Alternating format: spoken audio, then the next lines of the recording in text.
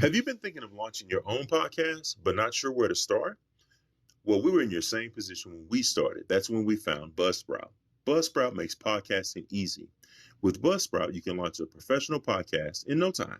In fact, Buzzsprout has already helped over 100,000 people get their podcast launched. With Buzzsprout, you'll get a great looking website, audio players to drop into other websites, detailed analytics to see how people are listening, and tools to promote your episodes, and much, much more. Plus, Buzzsprout publishes new blog posts, YouTube videos, and podcast episodes on a weekly basis to help you become a better podcaster.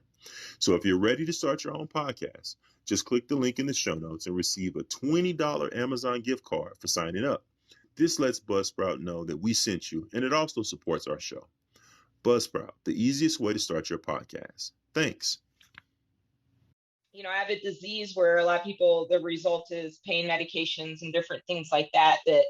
And I struggled for a long time with my disease. And since we've gotten here and I feel like I'm medicated properly and I do, things that really help me when it comes to not just smoking, whether if it's patches or solvents or edibles. I even use like a pure form of extractive oil that goes into a capsule that can have a huge effect if I have a flare up or something. Now the kids view it in a light of like it helps my mom. And here we go.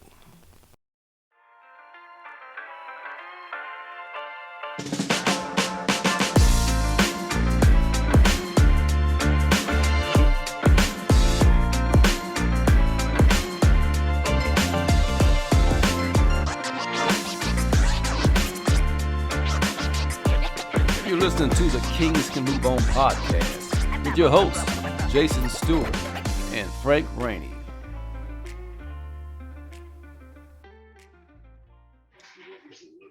Hey, everybody, welcome to the Kings Can Move On podcast, Weed Edition, Colorado edition here. We got your co-host right here, Frank the Tank, a.k.a. Big Reno, a.k.a. My Kid Daddy, a.k.a. the Weed Enthusiast. What's happening?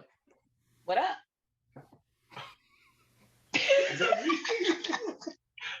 Go on, speak, Jay. Speak your piece. I'm sorry, I think it sounds bad for the radio. What's up, everybody? It's your boy Lil J, aka Wood. Welcome to the podcast. Kings Can Move On, y'all. Welcome. And before Jay don't smoke weed no more, y'all. Jay stopped smoking weed probably right after college, right after we left school. And he's a little bougie. He only drinks, and you can't get him to drink a whole lot of shit. He'll only drink one thing or two things, and it's got to be expensive. If it's not over $75, Jay don't have it in his cabinet. Ain't that right, Wood? Go ahead, tell him the truth.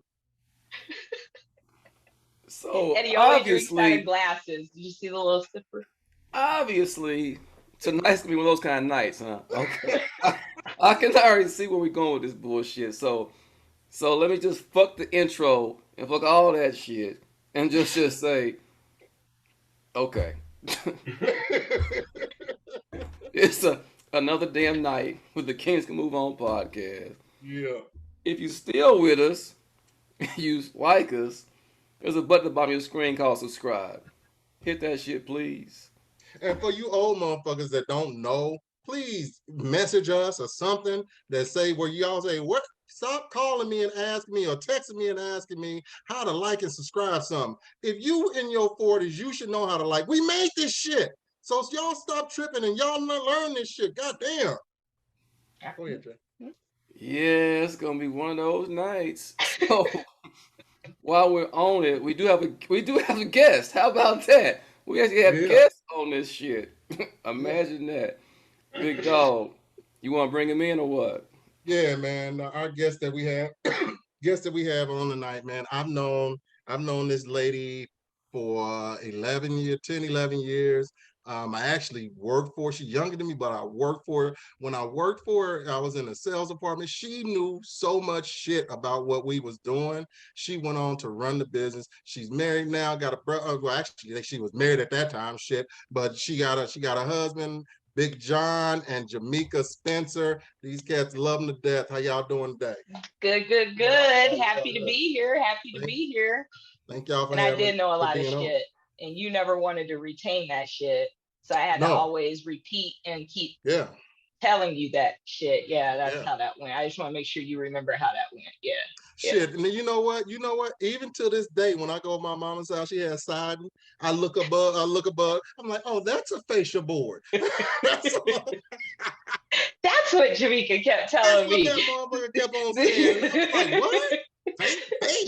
Face in a facial. I don't know what the fuck that is.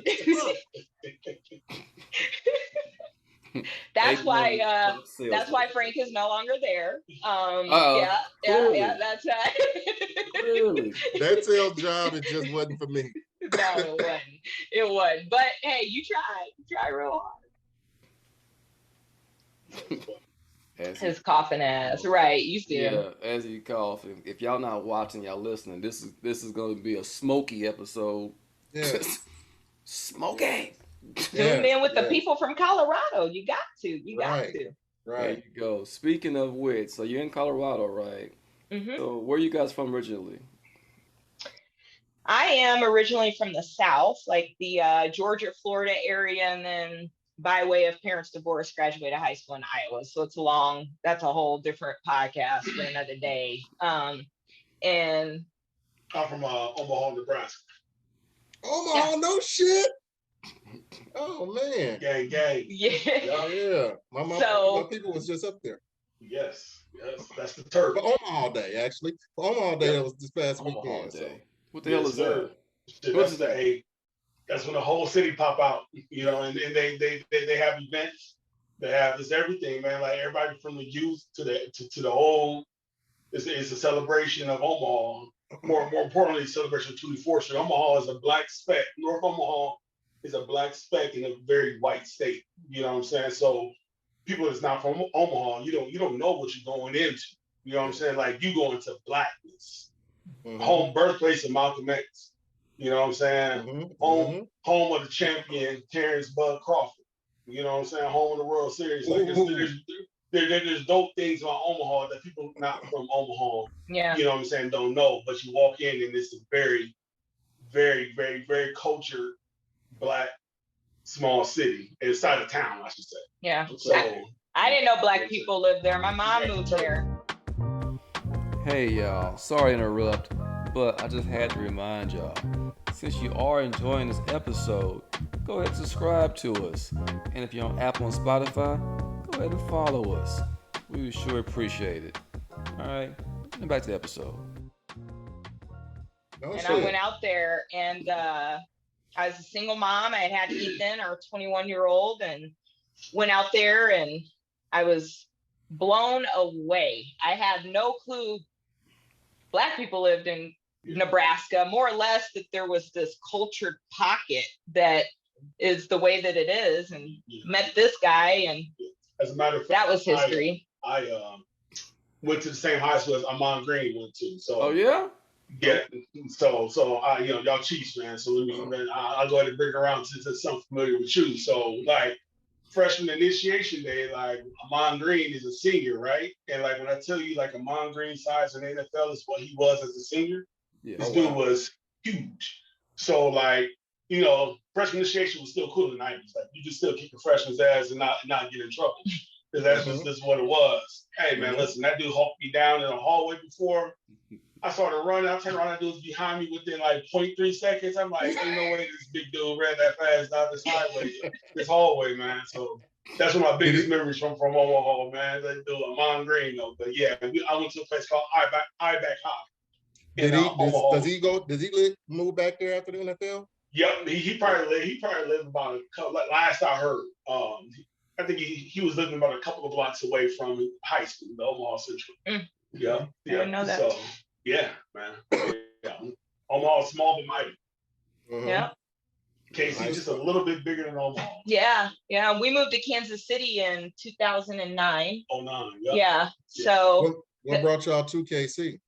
Yeah, so I started and y'all weren't married at the that time. same Were company. y'all we got married that year. So okay. I had been with the company for about 3 years, somewhere around there, 2-3 years, and been promoted to a regional manager, basically, and like a regional GM. So I oversaw all department, sales, marketing, install, as you know, Frank. And then in 2009, we got married in September 19th, and October 1st, we relocated to Kansas City, which we knew was happening. So our reception was like a going away party, especially for this guy, because he did all of his first travels for the most part, like airplane wise and out of the country with me. I moved the Omaha boy away from Omaha. It was like the unheard of thing. And so they moved us there. They relocated us. You know, we lived in Raytown for a little bit and then landed at a house in Leawood.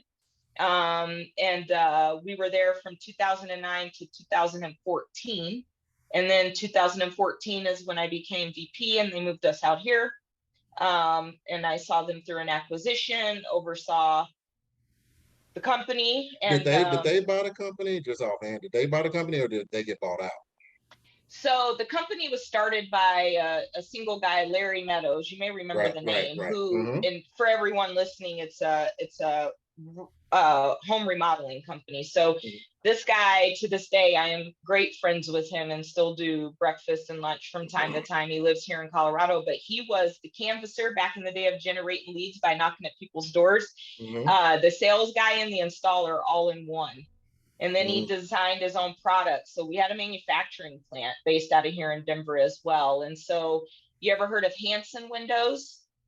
It's another large company. So the equity firm that owns them came in and acquired American Exteriors, the company I was with for all those years. So once I went through that, I just decided that, you know, I was able to make a lot of change there and drive a lot of change, as you know, Frank, when it comes to kind of the DEI world, diversity, equity, and inclusion. I didn't know that I fit into that category at the time of driving that change. I just was kind of a little firecracker who stood up for what was right. And it just so happened that I worked in a white man's world, construction, and they've never seen a young Black lady run anything around there.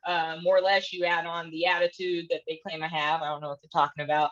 And the dreadlocks and everything else that comes with the package. And I decided that I wanted to start to push that into other places. So now I've touched the franchise world and perfected, being there. I've touched private equity firms, investment firms, and their portfolios, and had an impact there. Other service-based industries, and then even advanced into like mergers and acquisitions and talent acquisition, a lot of different types of organizations. Because what I do, like the product or what they do doesn't really matter. That's needed in all companies out here, and they're learning that. The past few years have definitely taught them that. So. Right. And if you don't mind me, I want to go back real quick, back to the company, back to the owner. Because I don't know if you remember what the story that you told me, and it's just so interesting about the owner running into Lil Wayne. The owner running into Lil Wayne. Didn't you said I remember you told me a story about the owner saw Lil Wayne, didn't know who he was, and just saw he was like at a restaurant somewhere and all. Oh yeah. So I forget where he was at doing I want to say Chicago is maybe where that meeting happened, but he ran into him, didn't know who he was, and ended up having like a full dinner with him, came back, had pictures for me, is bragging about how he met the coolest Black guy with hair like mine, and pulls it out, shows me a picture. I'm like, that's Lil Wayne. He's like, who? I'm like, that's a little, like, he's a celebrity. And yeah, I guess he has hair like mine. I don't really know, but the way that he connected the dots, and I learned to gain respect for Larry over time. I'm sure he'll probably see this if I share it. So hi, Larry. But he knows that. Like, I had to, and John and I used to talk about this all the time. I struggled with educating people about my world and my experiences as a correct term these days, a person of color, right? As a Black person. And when I would come home and complain about experiences like that, John would try and help me be like, well, they don't know. And eventually I got to the point where I guess I was proud that I could introduce them to their first experience with a professional Black person, even though I felt like it was kind of ignorant, like that they didn't know that that was a possibility or that we could be on that level or do a good job. Right. I used to get offended by things like when he would be like, whoa, and, comments like he had hair like yours. And I'm like, what?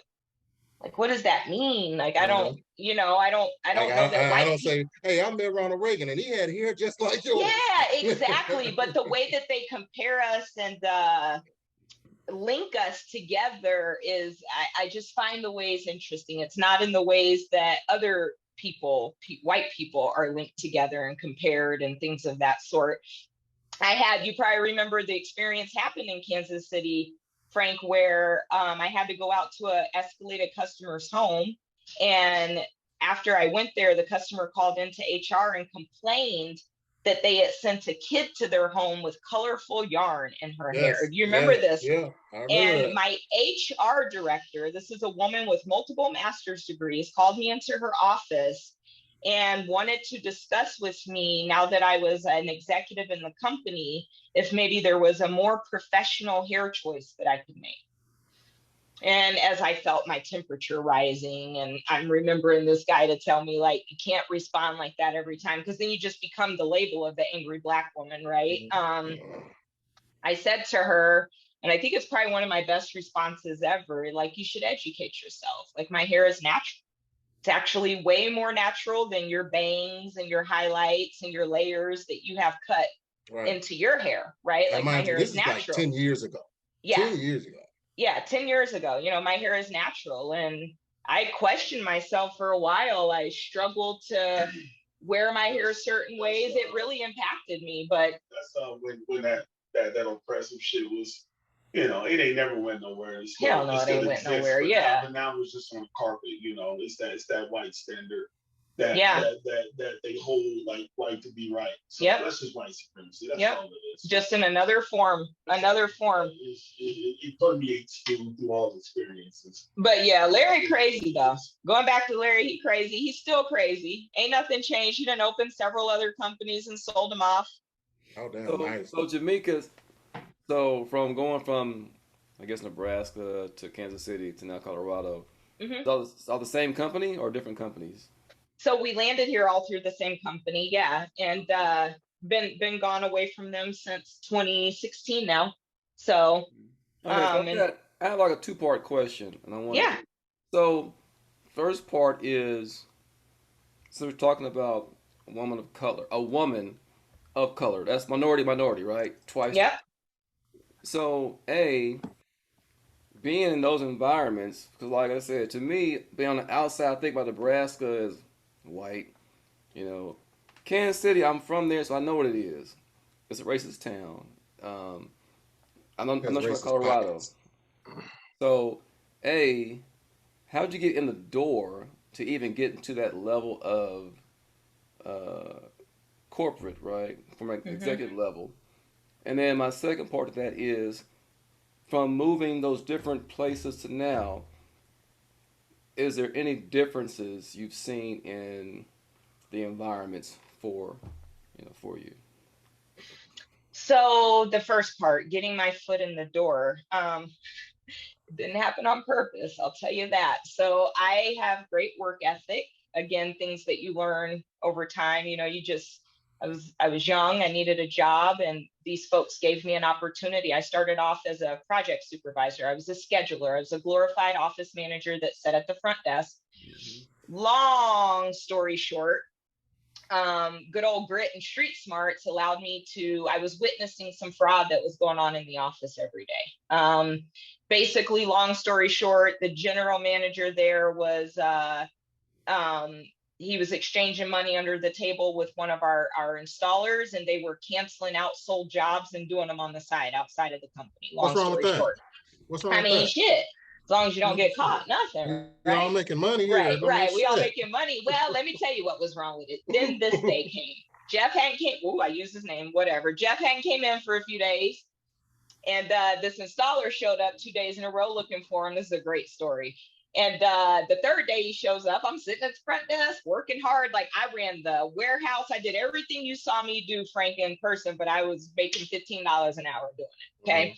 So the installer came in through the front door and he said, Jeff isn't here. I'll see his truck. I said, no, he hasn't been here in 3 days. Like, I don't know. And I go back to work and he was like, you tell him he gives me my money or I'm gonna come back and shoot up this office. Well, now you got my goddamn attention.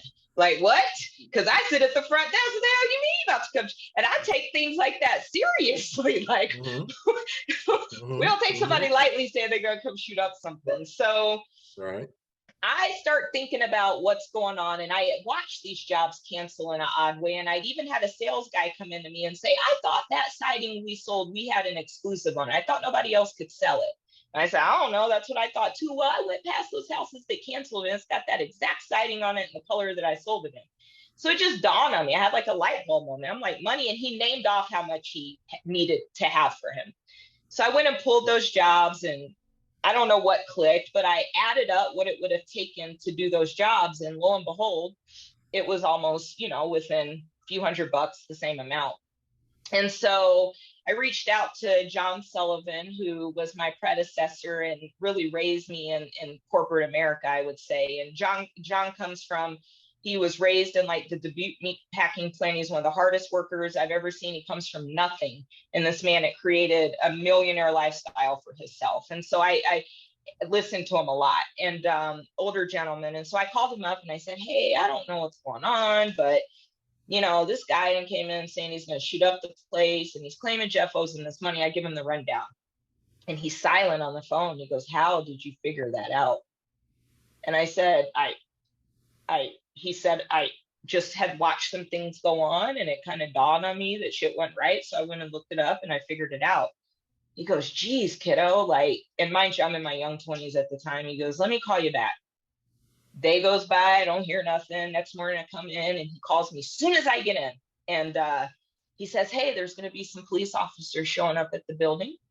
I want you to just step back in the warehouse. They're going to get Jeff and I'll call you back. And while he was saying that, I'm like, okay. And then the police officers task force comes in and I just point that way and I go in the warehouse like they told me to.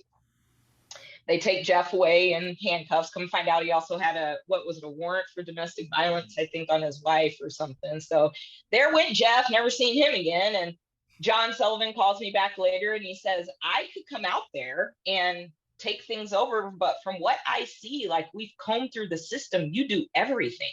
And I was like, I do? I just do what needs to be done here every day to make this place run. Yeah, it's a lot, and so they said, well, we're going to let you keep doing your thing. Well, now going back to that same HR manager, I did it for 4 months. No one ever came, no one ever helped, and I ran the place. And not only I run the place, it was running way better and the numbers were great. We were hitting goals and all of this good stuff. And that same HR manager that addressed me about my hair years later, who she never really cared for me just because on paper, I'm not right. I don't have a college degree. I think that's very important to know that because I had a son and I made a choice who's now 21 and starting his medical program in college. So that makes me proud. But she decided to put an ad out for the role.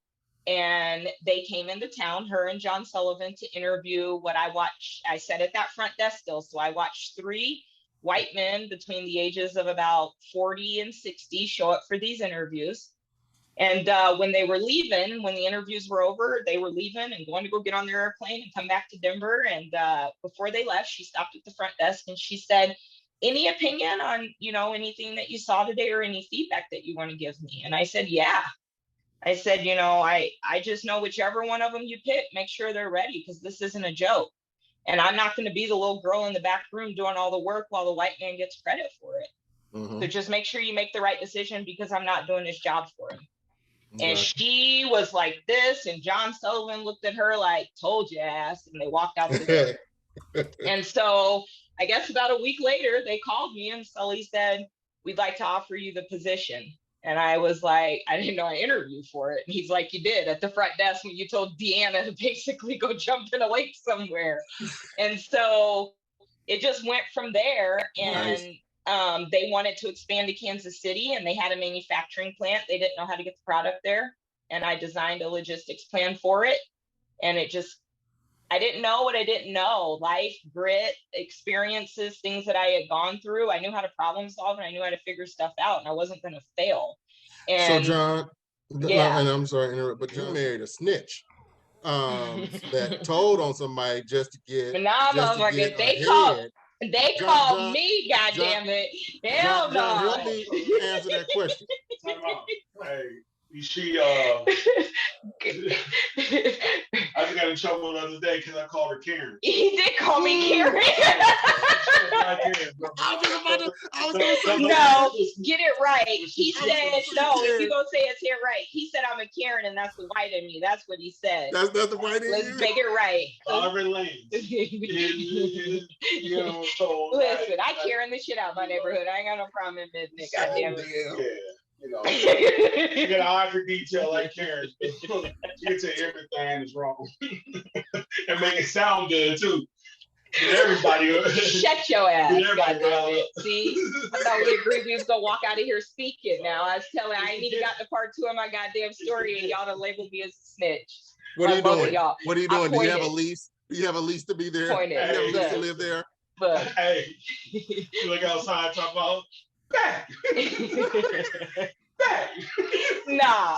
While I done turned into that, he the old man in the neighborhood. Listen, who this car parked out front? That's a valid question. What house they going to? Why they couldn't park in front of that house? She worried about people she ain't even got to worry about. Like, man, they ain't even near us, dude. That is not her business. She's like, well, what if?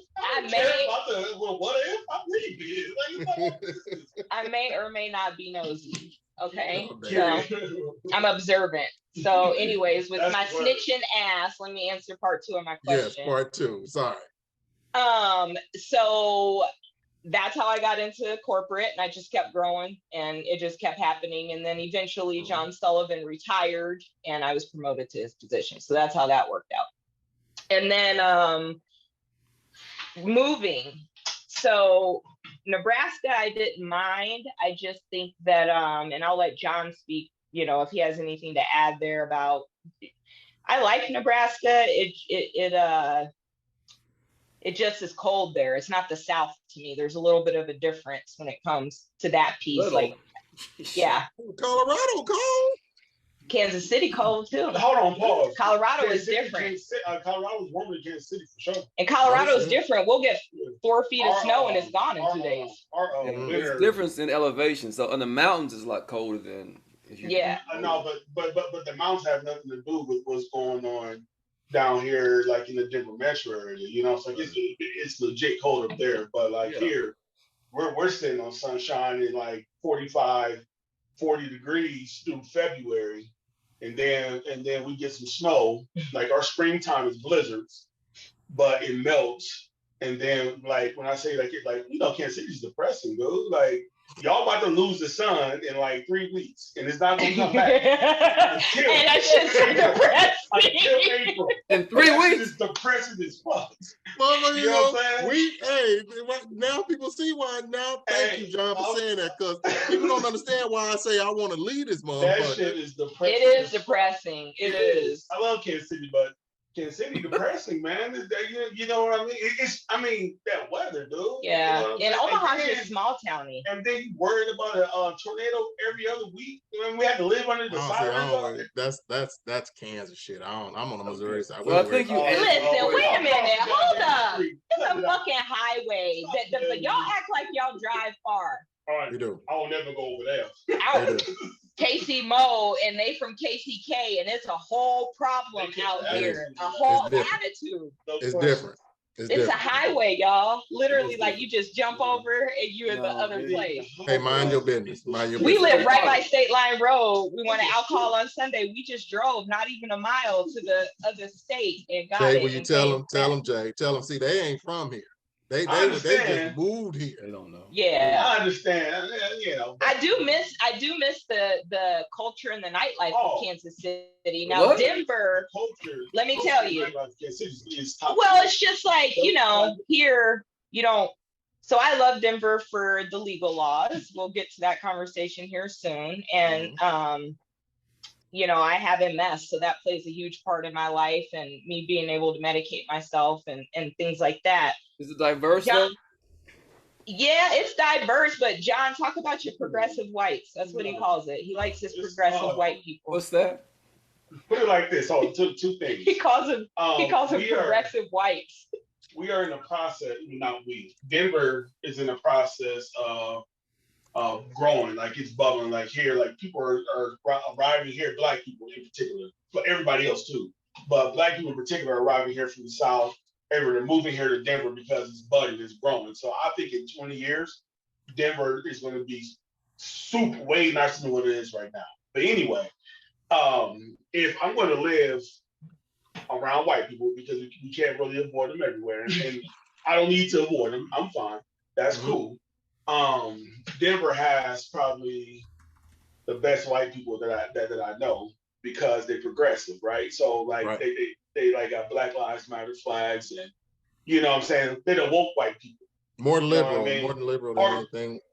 More liberal, and that can get annoying too. Yeah, they're super kumbaya. But nonetheless, it's like they're cool, and they still mind their business. You know what I'm saying? But it's like more of a equitable feeling in Denver. You know what I'm saying? That like the education system, like there's actual like we focus on diversity and equity in education in our schools. Like I'm a assistant principal of culture in my school. Like my job is to make sure that everybody is pulled to that table, right? Like, and going to like Texas or Florida or a lot of other places, like the education system is not progressive. They can give a shit about what history they're telling, and they don't want to put none of that work in. It's so good that you even mentioned that, because you mentioned that you're I mean, I think I mentioned that you're a middle school principal, right? Right. Do you and then but y'all kids went to schools in the Kansas City area? Yeah. What would you say is the difference between what they were going through at that time to what you're trying to teach now? All right. Well, it's different. Two things. The first thing is crazy is I wasn't in education, right, when I was in Kansas City. You know what I'm saying? Like I made a career switch, and I've been here in the last 5 years. But nonetheless, when we moved from Kansas, we were in Overland Park, aka Leawood, right?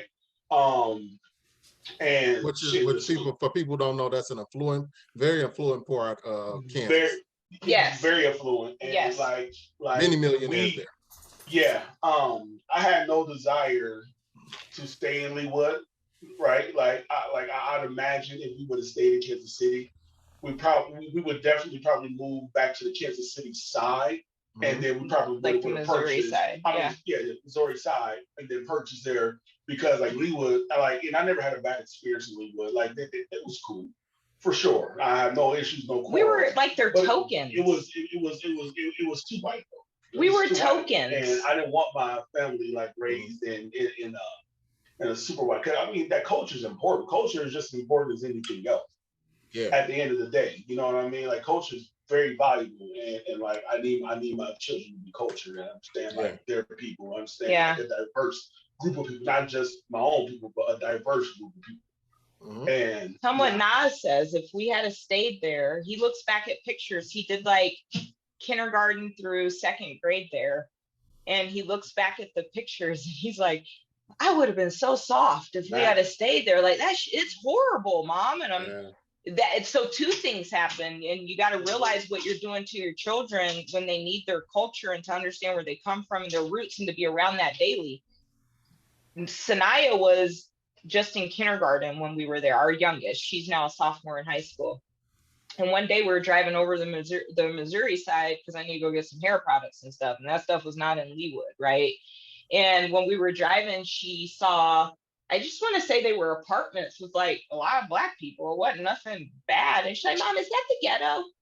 And I'm like, damn, like she's that disconnected. Why would you think that? Just because you saw, I'm thinking to myself, like, you see this all the time. We go home to Omaha, we see Black people everywhere, but you think, I don't know what disconnection she had. She was too little for me to put my finger on it. She's like 4 or 5 at the time. But I just thought it was crazy because from what now you ask her now, she doesn't even remember living there. She was so little, but Nasir does, because he was just a few years older. And he always says when he sees the pictures, like, I'm so glad we moved. Like, I would have been so soft. You know what? Wow. Now that I think about it, Sanaya's experienced a teacher at whatever that school they went to. But that teacher, she basically was telling us that our daughter was obnoxious in her class. She's my child. And but at the end of the day, I guarantee you that Sanaya was not the only child in that class. Every kid is obnoxious in the first grade. Kindergarten class. That was kindergarten. But, I mean, we went rounds with her a little bit. Well, remember her whole issue about her hair, right? So Sanaya had she ended up having locks for many years, but before Christmas break in kindergarten, she had a fro. And she wouldn't let you do anything to it. She wanted to pick it out as big as it could be every day and put a headband on. Like, that's all you're really getting away with. That's tight. And this teacher had a whole issue. She's touching her headband. Kids say they can't see around her hair. Like, we did with like weird stuff. Like, we still have that big old flashcard she sent home where she wrote the things that Sanaya had done wrong that day. And a lot of it was around her touching her headband or touching her hair. Like, did you say anything to little Susie, who may have been messing with her little ponytail? So to answer the question, me and that teacher would have been having a conversation. Yeah. You know what I'm saying? Like, because that wouldn't fly. And it shouldn't fly any school, but it's definitely not flying in any Denver or Denver-based school, because, like, we call them that shit on the carpet. You got to have something to say about that one. And even not allowing them to be punitive, but forcing them to be restorative. You won't allow it. That's a whole nother conversation. Right. You know what I'm saying? Like, we're killing that school to prison pipeline mentality. You know what I mean? So we foster restorative culture in our school. I'm not saying it's not consequences, we just restore. So, Jay, did you have to deal with some stuff like that with your baby, as far as what the kids may not have known as a racist kind of tone, but if she's come and talk to you about it, and like, that's some racist ass shit.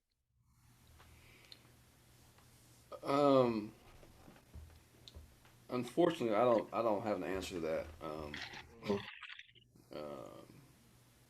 I don't know, but no, but she's never come to you about it.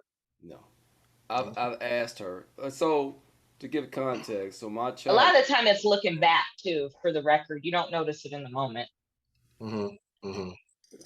But to give context, John, Jameka, my child is 16 today. No, yesterday. I'm sorry. Yesterday.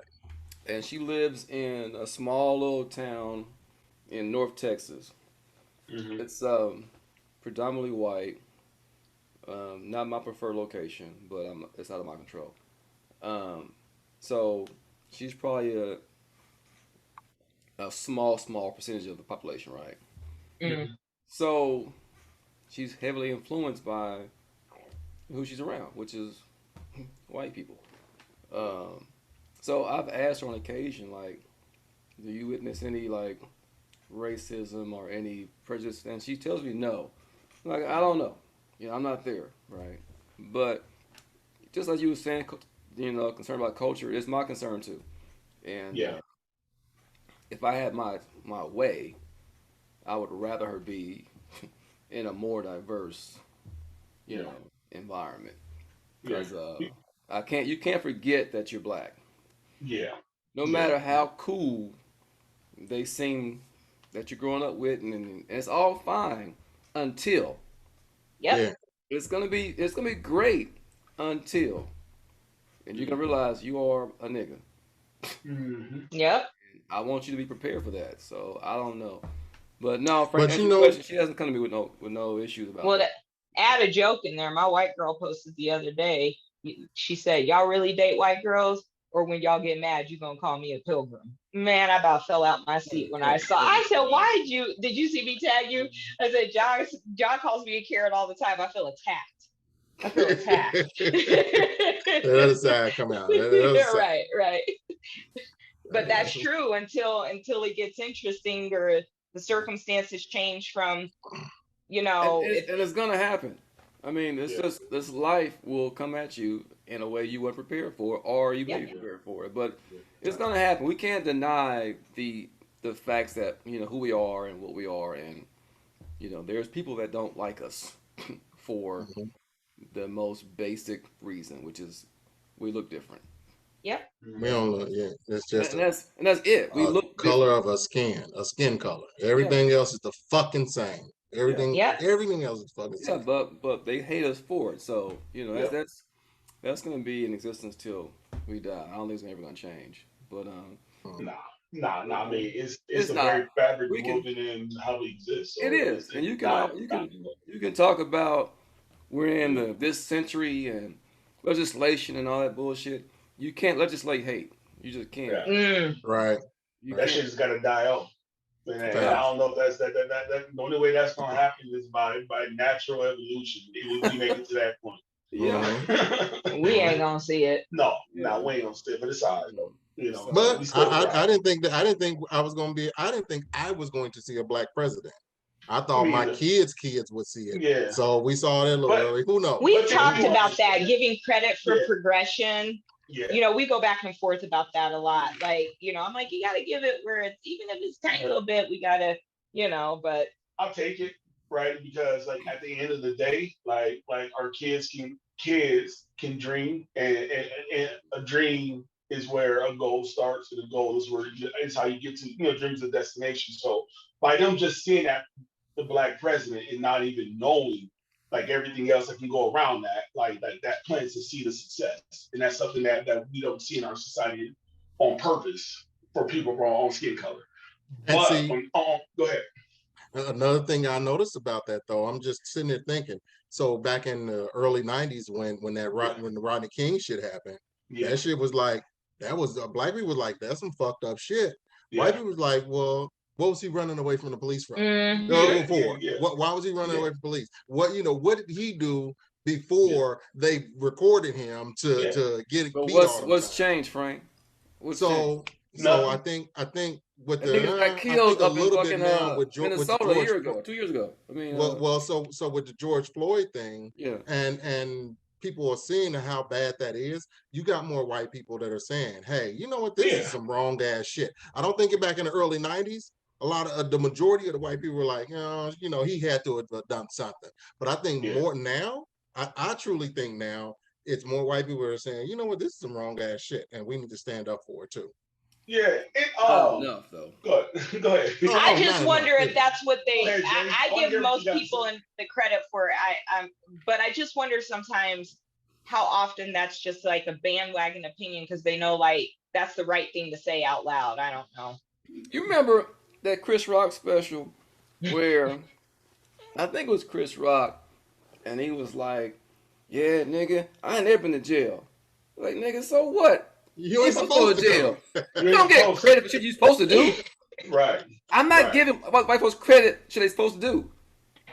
I mean, I agree. Now someone's saying, "Oh yeah, it's wrong." Well, fuck yeah, it's been wrong. Where the fuck you been all this time? I'm not giving you credit for easy essay answers. Yeah. Yeah. It's two sides to that, right? Because I feel the same way. It's like, come on, dog. Like this shit ain't new. Like this shit ain't new. Like y'all acting like racism and like police brutality and policing and redlining and gentrification, all this shit are new problems. It's not. I've been trying to tell y'all shit. I've been called. I was sitting down for the goddamn national anthem before it became a trend. Mm-hmm. Before it got cool, I was the only one sitting down in the whole thing. The whole thing. Before it got cool though. Right? Before it got cool. I'm talking about 10 years before it got cool. I was chilling. Whenever Kaepernick did it. But anyway, so like we've been know these problems. I was called crazy, I was called irrational, I was called a lot of things because I'm like, this shit is kind of fucked up when you start looking at everything full circle. But on the other side of that though, right? As black people, right?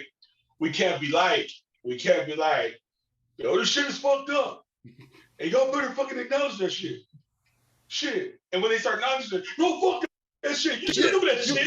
You know that shit. You knew this shit 20 years ago. Hey, what the fuck? Niggas can never be happy though. Like, fuck that shit. It's like, all right, listen, man. You were there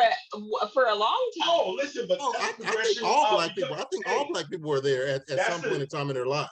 It's a progression when you go and knowledge yourself, and when you start recognizing certain things, right? Like your first reaction when you realize how deep white supremacy is moving and how it's really impacted us as a people, right? Like there's a level of anger and resentment that comes to it. It's a progression.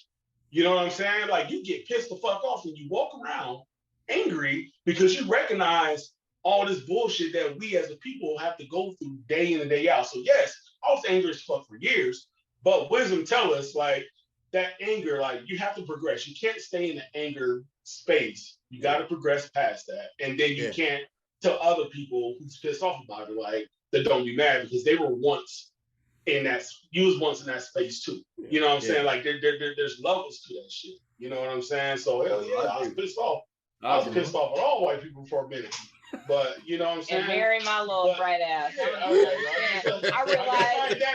realized, listen, no, he just changed. So what that means is he was, you know, like looking at me sideways for like 10 years. For the last 10 years. And my white ass mama come walking through the door. He's like, here, like, oh, this ass, motherfucker you know, here you go. Right. Shit. You know what? And I want to transition to that before we go into the to Mary Jane combo, but I want to transition just like to as far as marriage and kids, because I know that y'all when y'all first got together, Jameka, you had a baby, and John, it sounds like that's your son too now. You know what I mean? That's my guy. Yeah. So any situations, and if you guys don't mind speaking on it, did y'all deal with the other father, other daddy, or whatever y'all want to call him? What was his situation? So I think we're co-parenting goals is what that's come down to over time. So Ethan and Franz, Ethan's dad, Franz, and John are great friends. He's remarried and I get along great with his wife. And, you know, John's been around since Ethan was 4. So, you know, it's never really been anything. Obviously, him and I aren't together because we see things very differently in life. He's older than me and John, and so I was young, and you know, that just didn't work out for what it was worth. But he's an amazing father, and we've just never taken that away from him. He's done his part with Ethan. I've done my part with Ethan, and if you ask Ethan, he'll tell you he has 4 parents. We even have a parent group chat with the 4 of us where as Ethan turned into a teenager and we were making some tough decisions on things like tattoos, Ethan knew he had to get a 4-way vote, you know, like it wasn't a one-sided thing. And we've just always done it together. Now it's to the point that, I mean, they live in Florida. We've gone down there. We stay at their house. When they came to visit Ethan for his games, they would stay at our house. Nice. We've just always had a good relationship and never without bumps in the road. Now, don't get me wrong. It's not easy. We're 2 different households that work completely different. But I respect the part that he plays in his son's life, and he respects that Ethan, his baby boy, was maybe that movie is made about my son. Like he is attached to mama. So, and John is Pops, and he's never tried to take the position of Franz as his dad, but they have a bond. When we're out in public, people would never know, you know, and Franz he doesn't have an issue with that. And the same thing when they're out in public. I don't think anyone would know that Ethan isn't her son because she loves him and treats him the same. So how did y'all get to that point? Or did it take a minute to get to that point? Was it, you know, automatic? Franz and I made an agreement in the beginning when we decided to not be together that, like, you know, anyone who comes into our lives has to be cool with our relationship. He's one of my best friends. And so I don't think it was always been very clear. You correct me if I'm wrong, that like we're not together. That's like not even an option. We literally just have a kid together. And so we never really had to, I don't think we had to work through a lot to get there. You know, we just have gone through the trials and worked through it. I think it's a tale of 2 people, like 2 pretty level-headed people, right? That realize, like, you know, they, you know, it is what it is. They made a child, but being together and being an item just wasn't the thing. Mm-mm. You know what I'm saying? So two level-headed people figured that out, and they got on their own separate paths, and then a little bit of luck because that shit can go the other direction so easy, so often in life. But I think more it's just two pretty decent human beings that made a choice, and they kept making choices, the right choices for the right reasons. John, did you go through a jealousy phase with them being friends like that when y'all got together? Man, yeah, I mean, shit. You gonna question all that shit at a time, you know what I'm saying? But me though, like, I kind of feel like my shit don't stink sometimes. He's so fucking confident. Not sometimes, y'all. Don't listen to that shit. This motherfucker. You know, it's you know. Hey, you when chose we've had me. it out, I'm like, we're not gonna be together over the years. Like, that's cool. I move up the street, the motherfuckers try to come over and hang out with you. I'm just gonna walk through the front door. They gonna know what it is. They gonna smell that shit. They gonna know what it is. I'm like, great. Guess I'll stay here and figure this shit out. Looks like you're gonna make it pretty complicated for me.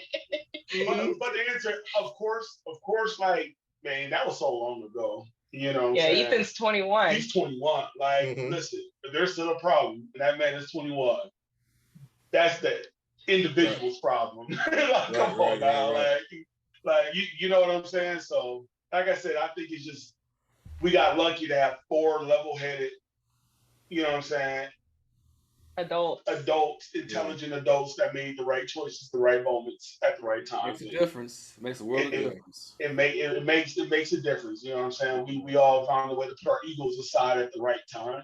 Yeah. I think the ego is the root of a lot of things that can happen in our lives. You know what I'm saying? And we've all figured out that we all checked our egos for the right reasons, and the reason is for money, for ego. Yeah. You know what I'm saying? And shit, it's a great relationship. AKA man-child, for anyone who knows me on social media. That is man-child with his the diva. Good. Be all right. That's the disadvantage to having 4 parents who grind for you and love you. That boy. He ain't want for too much. Boy. He ain't one for too much for not a goddamn thing, right? All right. So yeah, it's gone. It is, you know, it's a blessing. I think raising kids together, just period, regardless of the outside circumstances, and growing careers, and we've both had our highs and our lows, and even being married and living under the same house, we have different ideas about parenting. Sometimes I think that's been the biggest challenges for us, is feeling like, you know, one person's doing more than the other, or, you know, why did you address that in front of the kids? We should have talked about that behind closed doors. Those have been some of our biggest challenges, I think, when it comes to the kids, regardless of how the kids got here under our roof. It's just been us working through it. That shit ain't easy, boy. It ain't easy. Speaking of challenges, you know, we heard something before we got on the podcast about, you're in Colorado. We know the situation is legal marijuana in Colorado, and for whatever reason. Wake up, wake up, wake up. Okay. I just saw them in concert at the beginning of this month. So with that being the case, you know, for a long time in this country, there was a view on marijuana, a negative view for most, perception that, you know, it's bad, it's a gateway drug, you know, the whole 9. And of course, through education and evolution, we've come beyond that. We know it's not as bad as it's been always made out to be.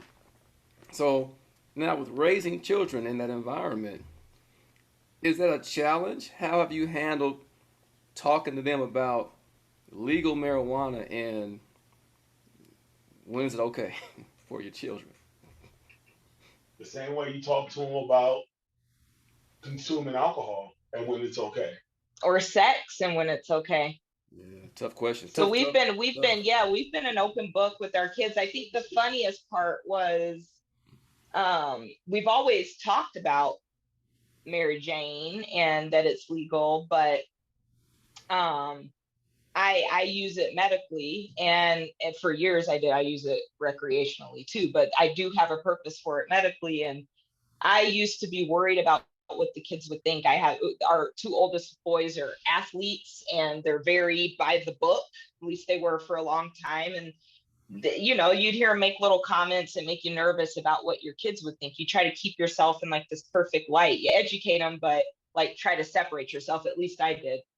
And for years, he'd be like, baby, they know. If you think them kids don't know you smoke weed, you're out your mind. Right. He'd tell me that all the time. And I'm like, they don't know, you know, this, that, and the other. Yeah. We pull up from the house and I'd be trying, you know, we're spraying and trying to do everything we're supposed to do. And he would laugh. And so I guess it's the past probably about 4 years or so. It's really probably 3 years. It's come up as a conversation. And then when Ethan went away to college, it started to become more of a conversation because he was at college and the things that he was around and being exposed to. And then finally it just came out as a conversation, and the kids confessed. It was a hilarious conversation when they let us know, like, y'all would come in and like we could smell it. We'd look at each other and laugh because y'all would think we wouldn't know that y'all was high. And I was like, oh my God, they do all this time. And he's like, I've been told you they knew, you know, but they always knew about it and what it was. And now, you know, it's in such a different light because I could be, you know, I have a disease where a lot of people, the result is pain medications and different things like that, and I struggled for a long time with my disease. And since we've gotten here and I feel like I'm medicated properly and I do, you know, things that really help me when it comes to not just smoking, whether if it's patches or solvents or edibles. I even use like a pure form of extracted oil that goes into a capsule that can have a huge effect if I have a flare up or something. Now the kids view it in a light of like, it helps my mom, you know, and they know how much it helps me. And they also understand fentanyl and drugs and opioids and all of the other vices that exist in the world. And they feel that we make like a good, smart choice. And on top of that, like, I just want to give us some props that like, we're bomb parents. So they see, regardless of what we're doing, we're leading by examples. So they're like, if you balance that shit right, you're going to be okay. You know what they see over us smoking weed or anything else? They see two parents and they never want for anything. They see love over everything, right? You know what I'm saying? Because what happens is like, if we see different stuff, we start to associate certain behaviors, certain things, and like they see us as two loving parents that care the world for them. You know what I'm saying? And that trumps everything else. You know what I mean? And then from there, it's like we, you know, it's just crazy how perception just guides how we look at things in society. And you know, it's at work all the time. Perspective is everything on every situation. Yep. You know what I'm saying? But the whole weed thing, you know, we treat it like this is a responsibility. Not only do I smoke weed, but I also make sure you have a roof over your head. I also make sure that you have everything you need in order to be successful. Yep. You know what I'm saying? Also, you know what I'm saying? Now also, so like, don't just say I smoke weed and stop. You know what I'm saying? Because that's not who I am completely. Just because you drink beer, does that mean that that's the only person that you are? Right. You know what I'm saying? So we try to lead by example in the best ways that we can. You know, and we was never a household that smoked right there in front of the kids, No. you know, like that. Because you know why? There's a time and space. You know what I'm saying? Like, we just started, like we have drinks, but like they probably count in their hands the times they've seen us like. Matter of fact, they've never seen us like out of control drunk.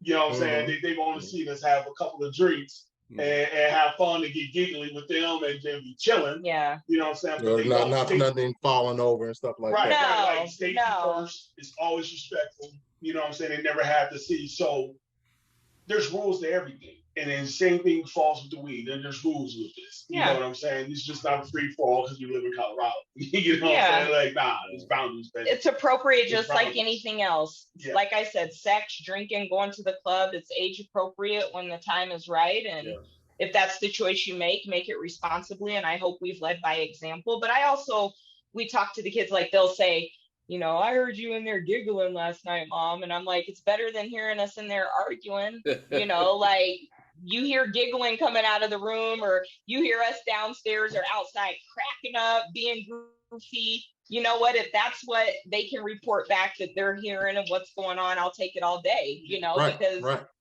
And yeah, they don't have, it's an open discussion in our house. And you know, our oldest, he's 21. He started to dabble a little bit. He's got some aches and pains from playing football in high school and college. And you know, I was happy that he talks to us about it. He comes to us. It's an open book. He's not trying to hide anything, you know, and him and his dad's relationship is a little bit different like that. And so his dad reached out to me and said, I think your son's dabbling a little bit. And I said, what made you think that? He said, well, I got up at 3 a.m. This fool's sitting on the couch in the dark. What was he watching? Stranger Things. And he said he had a whole plate full of all the leftovers in the fridge. And I was like, But you know, go ahead. Let me call him. And Ethan was like, yeah, how did you know? And I told him, he's like, I live with him. Why didn't you just ask me? And I said, well, I think he feels that's my category. So back to the co-parenting, we also know when to pass it. Like his dad was like, he tells you everything. I'm gonna let you go ask him what he's got going on. Yeah. But you know what? That conversation is way better than getting the conversation at 3 a.m. saying your son is dead. Mm-hmm. You know what I'm saying? I know, Frank. So when people say that shit is bad, you can get the fuck out of here with that. If he's smoking a little bit just to cure his pain and relax and enjoy like he's drinking a beer or drinking some vodka and cranberry juice or whatever, then y'all can get the fuck out of here about this. Weed is bad. Weed is a gateway drug. I have smoked weed since I was 14 years old. Oh, that's the problem. Okay, here we go. No, hold on. But listen what I'm saying. I smoked my first joint at 14. Didn't really start smoking it really again until college. And then I quit for a little bit when my middle son was born. But then when I started reading about why it was illegal, I'm like, fuck y'all, I'm gonna start smoking again. And from there, you know how many people I killed? You know how many people I ran over? You know how many people I hit? You know how many people I've cussed out when I smoke weed? Zero. So let me say something to what he said about me earlier, about me being whatever the hell he called me, bougie or some other bullshit. He said, I think he calls you square. Yeah. L7. Yeah, that's what he did. So let me say this. So I used to smoke weed too back when I was younger. For me, I didn't like how I felt when I smoked. I didn't feel, well, I was real paranoid. I didn't feel like I was in control of what's going around me. So for me personally, as a choice, I didn't care for the feeling. So I stopped dabbling. Now, to say now I do drink, and we do know anything done in over indulgence can be bad either way. Smoke too much, drink too much, whatever, eat too much. I knew that was next. Think too much. Can be wrong. So yeah, I understand all that, and it's all like you said, the word about be responsible with it. So I'm not against weed. It's just I'm like Craig on Friday, nigga. I drank. And you know what? Smokey said, "Hit this." He said, "I drank." So you know. Maybe someday, I don't know. Maybe I will. But no, you should. But I'm also going to say, that's the thing. You shouldn't want to smoke it. That's the thing. I don't think you should. If that wasn't your thing, if that was your thing, that you shouldn't do it. If drinking is your thing, do it. If smoking, whatever. I just think that people shouldn't be ostracized for being smokers. That's my thing. Ostracized in Kansas City. Don't hear you all right. I don't give a fuck what they think about me. I will say that Kansas when we talked Colorado, Houston, motherfucking Fiji. I don't give a fuck. Yeah, when we talked about which places, I will tell you, there's nothing like pulling up like it's a gas station, walking in real quick, grabbing an eighth of this, an eighth of that, some edibles, an ounce if you want, whatever. You hop back in the car, and there's no problems. Like you could drive around with it, you can have it, you don't have to be worried about it. It definitely changes the outlook on it, and definitely makes it more enjoyable living in a state where it's legal, because it's no different than, imagine if you guys, you know, Jay, imagine if alcohol was illegal there, like, and you had to, like, that's not fun, right? So I think Colorado wise, like, there's a lot of things I would change. You know, if I could combine my own perfect place, I'd probably pick out of a few places that I've lived, but I don't mind Colorado. What's funny about this state is there is still some dry counties in Yeah. Texas. In Texas, that's Yeah, stupid. there's still some areas you can't buy liquor. So we're so way behind in any kind of And I bet them the biggest users of Pornhub in the motherfucking world. And them Oh, You motherfuckers with them already dry know. counties and shit. All that shit. You know, All motherfuckers that watching shit. Pornhub Nobody 18 worry hours a about that. goddamn day. So legal You could weed be- out here, it'll be a Yeah. long time coming. Yeah. You It could just be cracks as me up because they dry- doing way more illegal shit than. Yeah, you could be as dry and non-weed Yeah. acclimated as you want, and you still a goddamn menace. You still got terrible habits. Yes. You bleed just like me, and we Yep. all stressed out. So what changed? That's it. We all Right. stressed out. What changed? No. Because they got the same kind of problems I got. Yeah. For real. Yeah. You know what I'm saying? So that stuff is corny. Like for people, like I don't even engage in that conversation no more. Yeah. Because I'm like, because you clearly life is this, but you're clearly like this. Oh yeah. And I can't help that. Like Yeah. that's the inside job. Yep. You know what I'm saying? So Yeah. and then again, that's the beauty of life too. You know what I'm saying? We all have a different perspective. We all have a different journey. We all have a different story. So there's room for all of us. It's all good. Hey y'all, sorry to interrupt, but I just had to remind y'all, since you are enjoying this episode, go ahead and subscribe to us. And if you're on Apple and Spotify, go ahead and follow us. We would sure appreciate it. Alright, back to the episode. I just choose to be somewhere where Yeah, it's legal. no, I appreciate it. Hey man, we've been on here for a little while talking. It's been a dope ass conversation though. I mean, I just realized we've been on here for an hour or so. So I'm hungry and shit. We gotta go eat. Yeah, so we're gonna go ahead and wrap this thing up. But I do want to say thank you, John Jameka, for coming on the podcast. Yeah. Really appreciate you. Your story is amazing. Love everything about it, especially the parenting aspect of it. That really touches me, touches Frank. We love that kind of talk. So I want to thank you for coming on. And Frank, you want to say anything to close us out, or? Hey, thank y'all for coming on. Appreciate it. That's about it, man. I'm a little high right now, so that's about it. I'm enjoying life. Right. Thank That's you. what I'm God trying bless. to do. Good night. Enjoy life. Enjoy Before life. he say anything else, Man. like God He damn. started depressing shit. Right. All the drugs kicked in. He's like, am I? Yeah, I'm good. I'm That's good. called numbing. I done smoked me a drink tonight, so y'all go There you ahead and go. be blessed tonight. Thank you. God bless. And good night, Russell. Okay. With that, all right, y'all. John Jameka, Big Frank. I'm Lil J. Deuces. Can't move on, y'all. We out. Peace, y'all.